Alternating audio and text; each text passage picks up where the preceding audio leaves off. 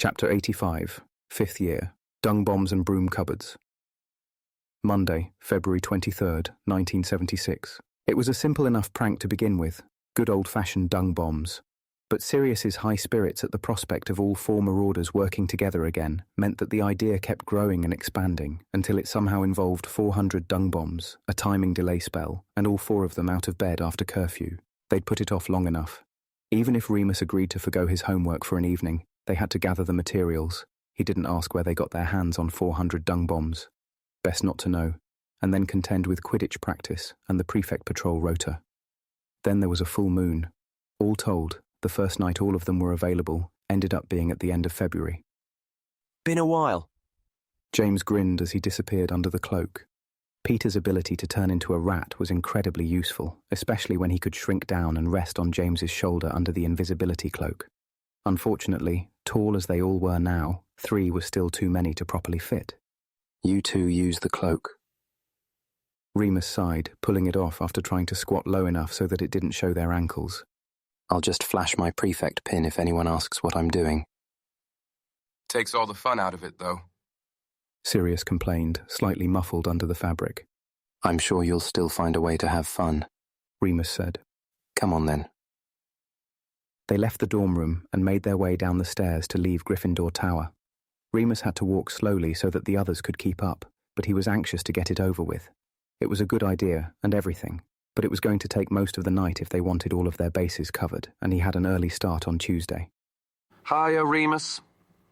No sooner had they turned a corner than they had bumped into Christopher. This was getting ridiculous. Everywhere he turned, if Snape wasn't watching him, then Christopher was. Remus steeled himself and smiled broadly, deeply conscious that the 3 Marauders stood just behind him, invisible. Hi, Christopher. How's it going? Not bad. The delighted boy chirped back. I was just going to the common room. Fancy a game of chess? Sorry, I'm on patrol. Remus tapped his metal badge. Oh, right. Where's Lily, then? In the loo, He said quickly. I'm just waiting for her. I'll wait with you. Christopher grinned. Remus fought the urge to slap his forehead in disbelief. Oh no. He laughed, trying to keep his tone friendly. No, you go off to the common room. It's nearly curfew. I don't want to have to give you detention. Oh, okay then. Christopher nodded. Remus only ever disappointed him. See you later, maybe? I forgot to say, I'm so excited about your party. My what? There was a low groan of annoyance just behind Remus. Fortunately, Christopher didn't seem to hear it. Your birthday party. I can't wait. I couldn't come to Sirius Black's party in November. I had a potions essay due, but this year I'll make sure to get everything out of the way first. Terrific, Remus replied, giving him a thumbs up. Just go away, for God's sake. See you there then. Christopher bounced off, quite happily. Remus smirked and turned to the invisible boys over his shoulder. My party, eh? It was supposed to be a surprise. James whispered. Who is that little git, anyway? Sirius asked. Leave him alone. Remus tutted. He's just friendly. Such a benevolent professor. James laughed. He'll be bringing you apples next. Well, one of you should tell him I prefer chocolate then. Remus replied breezily as they made their way further along the hallway. They distributed the dung bombs as quickly as they could, and Remus performed the timing delay incantation, something he had been playing around with for a while. The key was making sure the dung bombs were scattered equally throughout the castle in order to cause maximum chaos. I've spaced the times out at hourly intervals. Remus explained quietly. I reckon it should take Filch about an hour to clear away the first lot, so as soon as he's finished, the second lot will go off. Then the third. We'll never make fun of you again, Mooney. Sirius promised.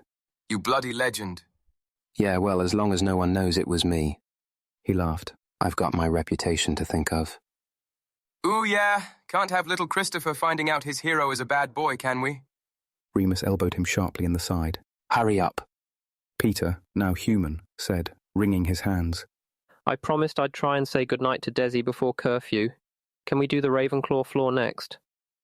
Ah, young love. James chuckled. Giving your girlfriend a goodnight kiss as your friends booby-trap her exit points. She thinks it's funny. Peter shrugged, slightly pink. Oi, Pete. How far have you got with Desdemona, anyway? Sirius asked brusquely. Peter blinked wildly a few times. He was not used to being so addressed by Sirius, who had lately been asking him all sorts of questions since beginning his relationship with Mary. Remus had the idea that Sirius saw it all as an extension of the snogging competition. What do you mean? You know? Sirius continued, juggling a few dung bombs carelessly. Over the clothes or under the clothes, above the waist or below the... Nothing like that. Peter was bright red now. And it's none of your business anyway. Oh, go on. I'll tell you how far I've got with MacDonald. I don't want to know. She's let me feel up her... Okay, finished, Remus said loudly. Next stop, Ravenclaw. It took them almost another hour, and it was well past curfew by the time they had finished everything. In hindsight, James yawned. we should have started laying them further from the common room and worked our way back. Remus nodded drowsily. We did it, though. Sirius cheered. The Marauders are back. We never went anywhere. Peter muttered. He was still annoyed for having been put on the spot earlier. They were over halfway back when Remus caught Mrs. Norris's scent.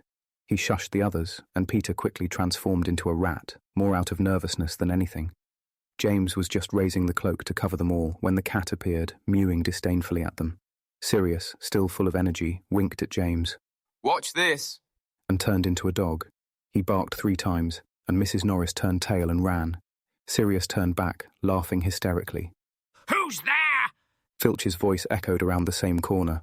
You've done it now. Remus moaned. You idiot. Run! James said, and set off at full pelt towards the common room, Peter squeaking behind him.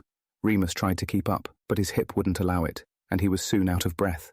Sirius hung back with him, much to his annoyance. Go. He panted, waving a hand at Sirius. I might not get in trouble, but you will. Don't slow down. Nonsense, Mooney. Sirius said, looking around quickly. His face lit up. In here! Sirius grabbed Remus by the wrist and yanked him into a nearby broom cupboard, closing the door as quietly as possible. Perfect. Remus hissed, annoyed, snatching back his hand. Now if we get caught, they'll know we were up to something. Oh, relax, will you? Sirius retorted. The worst we'll get is detention. You used to get loads of detentions. You used to be fun. Well, I'm sorry if my idea of fun doesn't involve spending all night stuck in a cupboard with you. Remus whispered back, hotly. It was dark, and he knew Sirius couldn't see him as well as Remus could see Sirius. Lumos! Sirius whispered, lighting his wand point and rummaging in his pocket. There wasn't much room, and he kept jostling into Remus's hip. What are you doing now?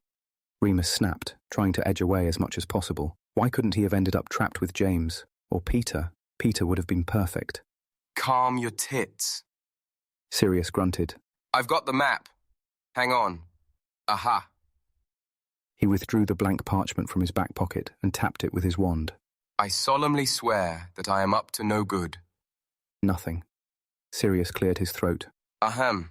I solemnly swear that I am up to no good. Mooney, it's broken. Or that's just a bit of old parchment and someone else has the map. Remus suggested. Potter? I'll bloody kill him. No, it's good. Remus said, thinking fast. If James has it, then he can find us. Or at least he knows where we are. Oh yeah, I suppose you're right. Think we should wait then. Well, since you've put us in a corner, I don't think we have a choice. Sirius sighed, heavily. Remus felt his breath against his collarbone. He tried to twist away again, feeling an alarming tightening in his trousers. Godric? Sirius huffed. What is your problem? What? Remus reacted, surprised. You've been dragging your heels about this prank for ages, avoiding me and James since Christmas. I've been revising and you've had Quidditch. We're not 12 anymore. We can't spend all our time together.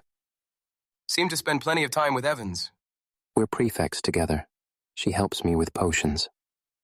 And the mood? What mood? You. You've been grumpy all year. Remus was pretty miffed to be called moody by Gryffindor's resident drama queen, but he held his tongue. It was no good getting into a fight, not when you were so close your knees were knocking together. It's nothing. Exam stress. I don't believe you. Sirius said defiantly. His wand had gone out, but he was looking right at Remus. Maybe he could see in the dark. Dogs could, couldn't they? His eyes burned like filaments. Something's wrong, Mooney. Tell me. Nothing's wrong. Leave it alone, will you? Okay. Sirius replied, his voice softer now, less aggressive. Okay, but I wish you'd tell me. You used to tell me your secrets. Look, this isn't the time. Remus whispered, closing his eyes and turning his head away. We're about to get caught out of bed and probably get a month of detentions. We need to be quiet. He felt Sirius nod, and they said no more. He could come up with an excuse, Remus thought, for the mood. If exam stress didn't work, then maybe mention the war. The Marauders hadn't really discussed it in detail, and it was on Remus's mind, so he hoped that was more believable. But he didn't want to remind Sirius after everything he'd already been through. He had considered mentioning his Snape problem, but was equally concerned about Sirius's reaction to that. He'd been getting in enough trouble lately, and Remus didn't want anyone going after Severus on his account. He'd deal with that himself.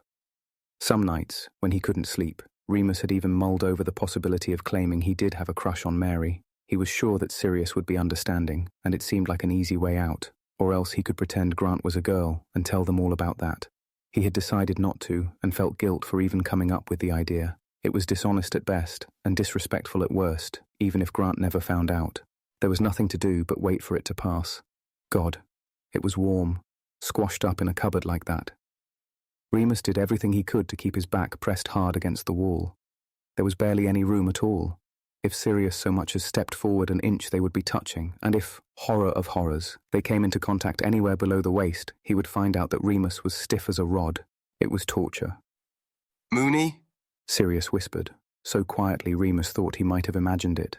But he was looking up at him, a strange look on his face. Are you... Suddenly, blessedly, the door swung open, to reveal James grinning at them, Wormtail on his shoulder. Having fun, lads? Remus could have kissed him. Our hero. He smiled weakly.